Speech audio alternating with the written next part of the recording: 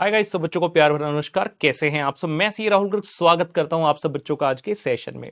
जैसा कि आप बच्चे जानते हैं 21 डेज चैलेंज चल रहा है हमारे तीनों ही सब्जेक्ट के लिए, that is advance account, costing and FMSM, जिसमें आज कॉस्टिंग में डे नंबर 5 हम करने वाले हैं। अगर आप इस वीडियो तक पहुंच चुके हैं पुत्र, सबसे पहले वीडियो को कर दीजिए लाइक, चैनल को कर लीजिए सब्सक्राइब अगर अभी तक नहीं किया है, और बेल आइकन को कर लीजिए प्रेस, सो दैट कोई भी इंपॉर्टेंट वीडियो की नोटिफिकेशन आपसे छूटने ना पाए। और टेलीग्राम चैनल को भी आपने कर लेना है ज्वाइन, क्योंकि जितने भी 21 डे चैलेंज के अंदर हम सेशंस कर रहे हैं, सब में जो नोट्स में यूज कर रहा हूं वो सभी टेलीग्राम चैनल पर शेयर किए जा रहे हैं। उम्मीद है ये सारी बात पुत्र क्लियर हो गई, आप सब तैयार हैं। आज बहुत बढ़िया बात करने वाले हैं लेबर कॉस्टिंग चैप्टर के बारे में, तो देर किस बात की है पुत्रों, आइए करते हैं स्टार्ट। कमॉन जी पुत्र। तो 21 days challenge for advance account cost and FMSM, जिसमें आज है कॉस्टिंग का डे नंबर 5 पुत्र, जहां पर अपन बात करने वाले हैं लेबर कॉस्टिंग की। जब हम चैप्टर नंबर 1 बेसिकली प्रैक्टिकल से संबंधित अपना करते हैं कॉस्टिंग में, जिसका नाम है कॉस्ट शीट, वहां पर सिखाया जाता है कि भाई मटेरियल, लेबर, अदर एक्सपेंस, तो these can be either direct और इनडायरेक्ट। तो उसके बाद हर एक चैप्टर को अलग अलग स्टडी किया जाता है। तो डायरेक्ट मटेरियल के लिए पुत्र चैप्टर बन गया मटेरियल कॉस्टिंग, डायरेक्ट लेबर के लिए बन गया लेबर कॉस्टिंग। तो ये वाला चैप्टर जो लेबर कॉस्टिंग है बात करता है सिर्फ डायरेक्ट लेबर के बारे में। सर अगर इनडायरेक्ट लेबर होगी उसका क्या होगा? पुत्र ओने जाना है ओवरहेड चैप्टर ਦੇ ਵਿੱਚ, ਉਹਦੀ ਗੱਲਾਂ ਆਪਾਂ करने ओवरहेड चैप्टर ਦੇ ਵਿੱਚ। ਇੱਥੇ ਆਪਾਂ ओनली डायरेक्ट लेबर ਦੀਆਂ ਗੱਲਾਂ करनी है। इसमें आज हम कुछ प्रश्न करने वाले हैं बहुत ही बेहतरीन। तो भैया आइए चलते हैं, पूरी तरह से कंसंट्रेशन बनाकर रखेंगे सही बच्चे मेरे साथ, और अगर हो सके तो कैलकुलेटर तो अपने पास पुत्र रखना ही है, और साथ में अगर हो सके तो आपने रजिस्टर पे पेन भी रख लेना है, सो दैट आप साथ साथ कुछ कुछ कैलकुलेशंस करते रहें और आपका भी कॉन्फिडेंस जो है बढ़ जाए। आए जी पुत्र, let us read the question. Exam ਤੇ ਆਰਟੀਪੀ ਦੋਨਾਂ ਵਿੱਚ ਆਇਆ ਉਹ क्वेश्चन है, बहुत ਵਧੀਆ। ਕਹਿੰਦਾ ਜੀ Jyoti limited wants to ascertain the profit lost during the year 14-15 due to increased labour turnover. कहते लेबर टर्नओवर इंक्रीज होने के कारण कंपनी ज्योति लिमिटेड जानना चाहते हैं कि कितने रुपए का प्रॉफिट लॉस्ट हो गया। सर प्रॉफिट और लॉस एक साथ कैसे? भाई कितने रुपए का प्रॉफिट आप कमा सकते थे जो कि नहीं कमा पाए क्योंकि लेबर टर्नओवर हो गया, तो वो जानना चाहता है। फॉर दिस पर्पस क्वेश्चन कहता जी they have given you the following information. क्या क्या इन्फॉर्मेशन है? कहता जी जो हमने ट्रेनिंग पीरियड है ना, न्यू रिक्रूट जो रखे हैं उनका 50,000 घंटे का तो ट्रेनिंग पीरियड है। पूरे साल में जितने लोग रखे, नए भर्ती किए, अब एकदम से तो उन्हें हमारी ऑर्गेनाइजेशन के हिसाब से काम करना आता नहीं है, तो उनको पहले ट्रेनिंग देना पड़ेगा। उस ट्रेनिंग का 50,000 घंटा है टोटल। कहता है इस पीरियड में से उनकी प्रोडक्टिविटी मात्र 60% की है, जितनी एक्सपीरियंस वर्कर की होती है। मतलब अगर एक्सपीरियंस वर्कर 100 घंटे में 100 घंटे का काम करता है, तो ट्रेनिंग वाले लोगों ने तो, जो नए रिक्रूट है, ट्रेनिंग वाले समय में उन्होंने 100 घंटे में 60% ही प्रोडक्टिव काम किया, बाकी के 40 घंटे नहीं किया, क्योंकि नए नए है ना, अभी समझ रहे हैं धीरे धीरे। और कहते जी time required by an experienced worker is 10 hours per unit. एक नॉर्मल एक्सपीरियंस वर्कर 10 घंटे में एक यूनिट बना देता है। भाई तुम्हारे पास 50,000 घंटे थे, तुम कितने बना सकते थे 50,000 घंटे में? 5,000 यूनिट, लेकिन नहीं बनाए क्योंकि तुम्हारी प्रोडक्टिविटी है सिर्फ 60%, यानी कि तुमने प्रोडक्टिव आवर्स जो काम किया वो 30,000 घंटे ही किया। अगर 10 घंटे में एक यूनिट बन सकता था तो तुमने 30,000 घंटे में सिर्फ कितने यूनिट बनाए? 3,000 यूनिट बनाए हैं। और क्योंकि नए हैं, हो सकता है कुछ गलतियां भी हो, तो उसके बारे में अगला पॉइंट हमें वाकिफ करा रहा है। 20% of the output during this training period was effective. कहते जो तुमने बनाया इसमें से 20% तो भैया डिफेक्टिव हो गया। तो 3,000 यूनिट में से 20%, ये मल्टीप्लाई का सही ना, क्रॉस नहीं, मल्टीप्लाई 20% यानी कि 600 यूनिट डिफेक्टिव बना दिए। लेकिन कहता कॉस्ट ऑफ रेक्टिफिकेशन, ये रेक्टिफाई हो जाएंगे, ऐसा नहीं कि स्क्रैप होगा। इनको डिफेक्ट को रेक्टिफाई करने के लिए 25 रुपए पर यूनिट और खर्च किया आपने। तो 600 गुना 25, 15,000 रुपए का तो पुत्र आपका ये खर्चा एक्स्ट्रा हो गया, cost of rectification of defective output, जितना नॉर्मली अभी पढ़कर लग रहा है। ठीक है ना? उसके बाद ये एक चीज होगी, एक और पॉइंट दिया है, इसके ऊपर भी आएंगे। Potential productive hours lost due to delay in recruitment 1 lakh. अब मान लीजिए मैं फाइनेंस डिपार्टमेंट हेड कर रहा हूं किसी कंपनी में, तो मैंने कह दिया कि भाई जल्दी से एक मुझे वर्कर हायर करके दे दो, उन्होंने हायर करके नहीं दिया वर्कर। प्रोडक्शन डिपार्टमेंट में बेसिकली वैसे ज्यादा चीजें चलेंगी, ठीक है, एग्जांपल भी वैसे बना लेते हैं। तो मैंने बोला कि भाई ये वाला वर्कर मेरे को चाहिए। अब एचआर डिपार्टमेंट ढूंढने लगा, लेकिन जिस समय पर चाहते थे वर्कर आ जाए उस समय पर नहीं आया। तो हमारे पास वर्कर्स की कमी भी थी, जिसके कारण 1 लाख घंटे जो हम पोटेंशियली प्रोडक्टिव काम कर सकते थे वो तो कर ही नहीं पाए, क्योंकि रिक्रूटमेंट में डिले हो गया। तो 1 लाख घंटे हम काम करते तो प्रोडक्शन कर सकते थे, नहीं कर पाए। सिमिलरली 50,000 में से सिर्फ 30,000 घंटे प्रोडक्टिव थे, 20,000 ये वाले आपके अनप्रोडक्टिव हो गए, तो कुल मिलाकर 1,20,000 घंटे का नुकसान हो गया।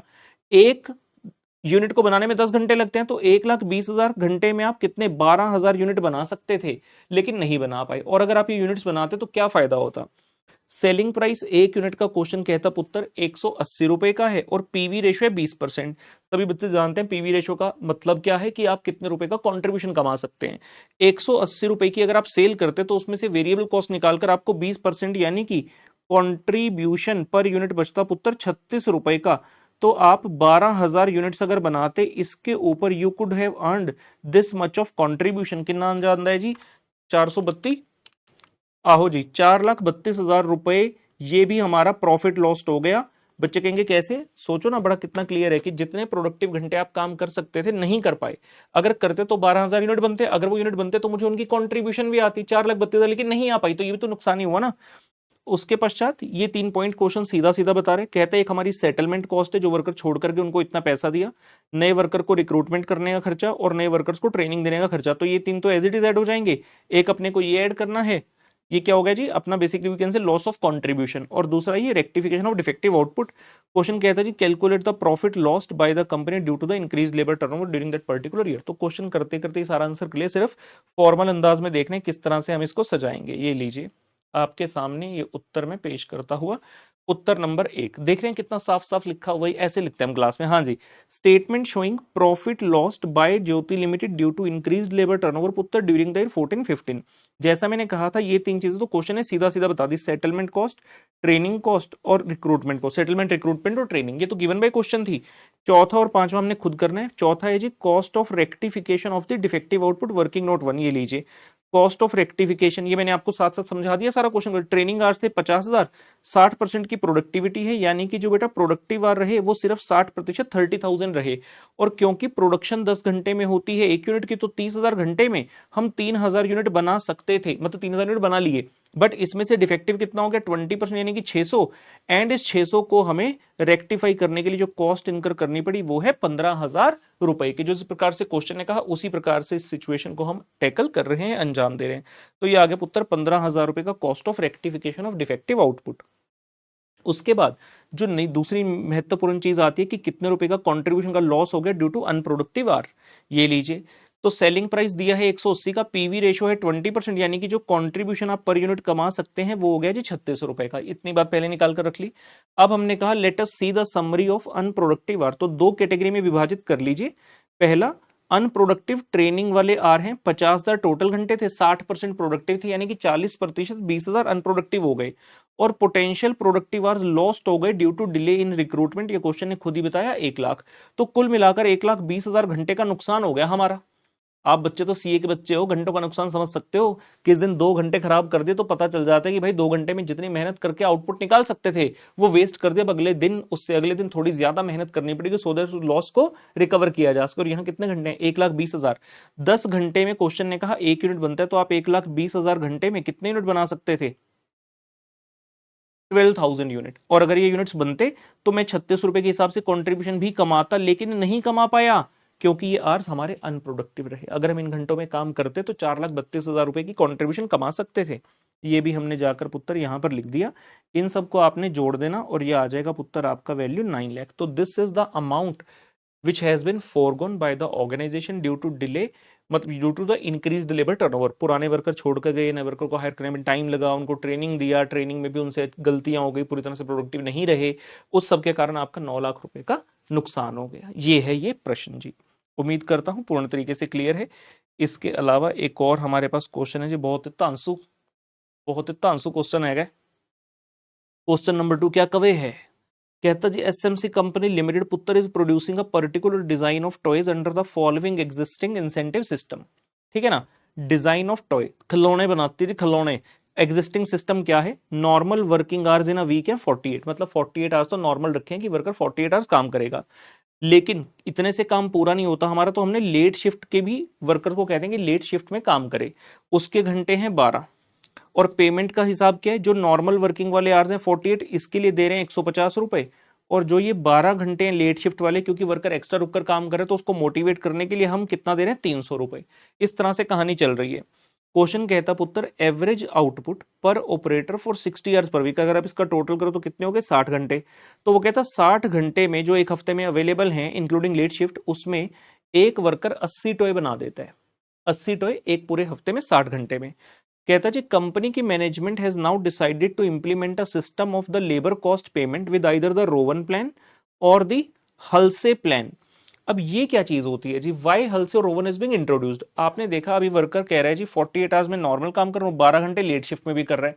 कहता है टोटल 60 घंटे काम करो, और देखने से क्या लगता है कि वर्कर हमारे ऊपर एहसान कर रहा है, 12 घंटे लेट भी काम कर रहा है, जिसके लिए उसे पेमेंट भी डबल देनी पड़ रही है। लेकिन बाद में फिर भी वर्कर क्या कहेगा, अरे यार बहुत काम कराते हैं फैक्ट्री में, एक्स्ट्रा रुक कर काम करना पड़ता है, बीवी बच्चे बेचारे घर पर वेट करते हैं। अरे ऐसा क्या, मैनेजमेंट कहती ठहरो हम रोवन या हल से ले आते हैं।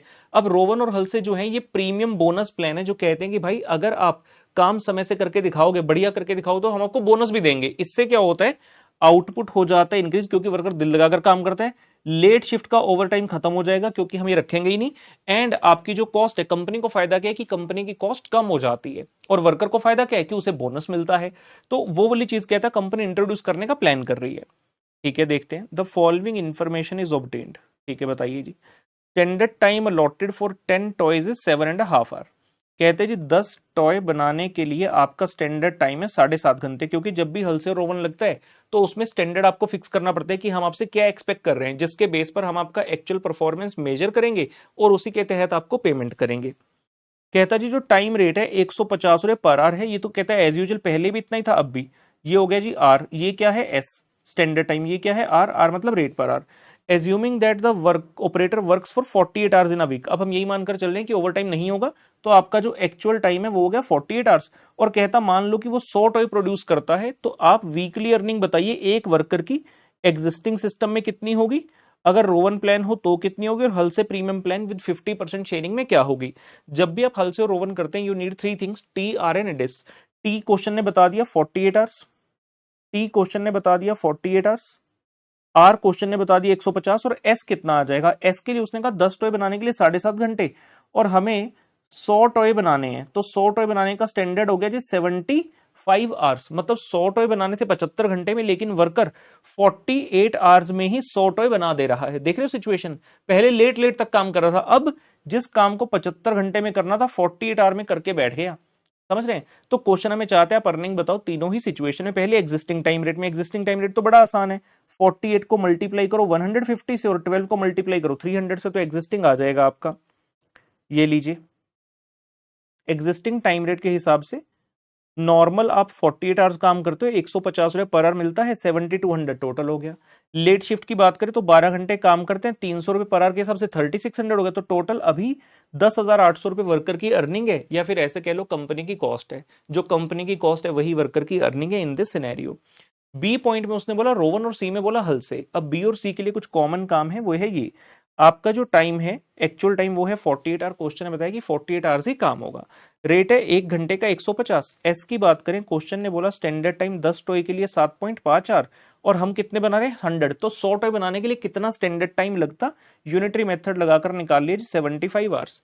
अर्निंग्स का फॉर्मूला क्या है रोवन के हिसाब से, फॉर्मूला में साथ साथ बोलूंगा, देखते जाइएगा। T into R, T into R, T कितने 48, आर कितने 150। इसको बोलते हैं टाइम गारंटीड वेजेस, मतलब जितना टाइम तुमने काम किया उतने का पैसा तो देंगे ही देंगे, प्लस जो काम 75 आवर्स में होना था तुमने 48 आवर्स में कर दिया, तो तुमने कितना समय बचाया, सेविंग इन टाइम कितना किया, 27 आवर की कर दीजिए सेविंग। तो उसके लिए भी हम तुम्हें प्रोपोर्शनेटली बोनस देंगे। कैसे, ये देखिए 75 माइनस 48 आगे 27 divide by standard time 75 into actual time into 150। तो बेसिकली एक प्रोपोर्शन बनाया जाता है। ठीक है, ये आ गया आपका 7200, ये आ गया, आप इसको रफली कैलकुलेट करोगे तो ये आ गया 2592। बेसिकली ये जो अमाउंट है this is the amount of bonus. अगर कभी मल्टीपल चॉइस क्वेश्चन में आ जाए रोवन या हल से और पूछ ले कि बोनस कितना है, तो ये जो है 7200 ये टाइम गारंटेड वेजेस और 2592 रुपए का है बोनस। ये चीज का मैं फॉर्मूला लिख देता हूं अगर किसी को डाउट है। ये लिख दिया जी हमने फॉर्मूला। अगर आप इसको समझेंगे तो बड़ा आसान है, आपने जितना टाइम सेव किया जितने घंटे मल्टीप्लाई बाय आर। बच्चे कहेंगे सारा पैसा नहीं भाई, जितना घंटा तुमने सेव किया उसमें से कुछ पोर्शन मिलेगा, कितना, तो रोवन के हिसाब से जो पोर्शन है वो होता है actual upon standard time, T divide by S. ठीक है, तो इसके हिसाब से फाइनल आंसर आपका आ गया जी 9792। अब वर्कर को दिखने में क्या लग रहा है कि वाह मैंने तो 2600 रुपए का बोनस कमाया अप्रोक्सीमेटली 2592 का, जबकि कंपनी ने चतुराई से क्या किया, जो वर्कर लेट ढीले धीरे धीरे काम करे थे उस प्रैक्टिस को बंद कर दिया। पहले जिस काम के लिए 10,800 दे रहे थे, अब उसी काम के आपको 9792 रुपए देने पड़ रहे हैं, एंड वर्कर भी यहां पर खुश है और आप भी खुश हैं। हलसे की बात करें, हलसे में फिर से T/R टाइम गारंटीड वेजेस तो मिलेंगे ही, जो 48 आवर्स आपने काम किया, प्लस आपको बोनस मिलेगा कितना, S माइनस टी, 27 घंटे सेव किए थे, 27 घंटे 150 रुपए पर घंटे के हिसाब से वैल्यू आ गई। और हलसे का फिक्स है 1/2, कहता भाई हम आधा आधा बोनस कर लेंगे, आधा वर्कर रखेगा आधा मैनेजमेंट रखेगी। तो बोनस का अमाउंट आता है जी 2025, और अगर टोटल कर लेते हैं पुत्र, ये आता है 9225 रुपीज। तो इस प्रकार से इस प्रश्न का उत्तर बनेगा। 5 नंबर का ये क्वेश्चन एग्जाम में आया था सेम टू सेम, और इस जैसा फिगर चेंज करते करते कई बार पूछा जा चुका है। तो बेहतरीन प्रश्न है। आइए और देखते हैं, मैंने कुछ मल्टीपल चॉइस क्वेश्चन उत्तर दिए हैं, इनको भी डिस्कस करेंगे, देखेंगे कितने पानी में हो आप। तुम्हारा पानी जज करता हूँ, आ जाओ। आजा नच ले नी आजा नच ले, एक मिनट जी, पानी से याद आया,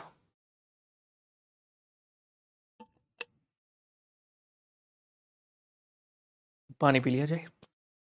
हाँ जी, क्वेश्चन कहता पुत्र, cost of idle time due to non availability of raw material is, कहता ओवरहेड में चार्ज कर दें, जॉब में चार्ज कर दें, कॉस्टिंग पैनल में चार्ज करें, नन ऑफ दी अबव। तो पहले आप ये देखो ये आइडल टाइम है कौन सा। कहता जी idle time due to non availability of raw material, material available नहीं था जिसके कारण वर्कर बैठे रहे, कहते भाई मटेरियल आए तो अपन काम करें, तो मटेरियल ही नहीं है। अब ये नॉर्मल सिचुएशन है कि एबनॉर्मल है, कतई एबनॉर्मल सिचुएशन है। तो एबनॉर्मल चीजों के कारण जो भी आइडल टाइम की कॉस्ट होती है उसका एक ही डेस्टिनेशन है, that is the costing P&L account. तो C is the right answer, C is the right choice baby, to the costing P&L account, ये इस प्रश्न का उत्तर बनेगा। उसके बाद कहते जी dash refers to the method where in each activity of an employee is recorded, employee ने कितने घंटे किस पर्टिकुलर जॉब पर काम किया, कितने घंटे की रिसेस ली, कितने घंटे की टी ब्रेक ली, वो सारी चीजें कहता हम ना रिकॉर्ड करेंगे इसमें, किसमें, डैश। आप बताओ क्या, option 1 time keeping, option B time booking, time noting, या टाइम टेकिंग। जी इसका सही उत्तर है time booking, time booking. C और डी तो कोई टर्म ही नहीं है, वो तो जानबूझकर कंफ्यूज करने के लिए बनाई है। पहला है time keeping, time keeping mainly होता है जब वर्कर फैक्ट्री के अंदर एंटर करता है और जब फैक्ट्री से बाहर एंड में जाता है, मतलब बेसिकली टाइम कीपिंग होता है अटेंडेंस का रिकॉर्ड रखना, और टाइम बुकिंग होता है एक बार फैक्ट्री के अंदर वो घुस गया उसके बाद उसने पूरा दिन क्या क्या किया, उसकी एक्टिविटीज को जिस प्रकार से नोट किया जाता है उस फिनोमिनन का एक नाम रखा गया है टाइम बुकिंग। ठीक है जी, उम्मीद करता हूं क्लियर है। बाकी आप अपनी तैयारी करते रहिए बढ़िया तरीके से, मेरी ब्लेसिंग्स तो आपके साथ हमेशा से हैं और हमेशा ही रहेंगी। बस अब जरूरत है आपको अपने जुनून को जगाने की और आने वाले अटेम्प्ट के लिए कमर कसकर तैयार होने की। मैं सी राहुल कर लेता हूं, अलविदा, बाय बाय।